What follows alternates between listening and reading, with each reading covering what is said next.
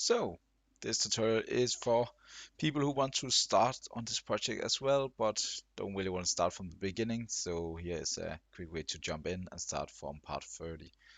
And if you're following along, please remember to subscribe, like, comment, and just give suggestions. Maybe you find a bug that I haven't noticed yet. I do note all the bugs down, and I do some polish videos later. But right now, it's just about getting the key essence of the games working.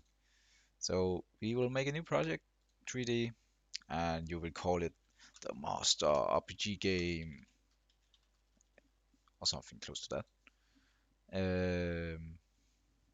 And then you wait for it to open. So now the project is open. We can go into assets, click import, custom package, and you will have this 0.30 package that you downloaded in the link below. And you just click import and wait for that to all be imported.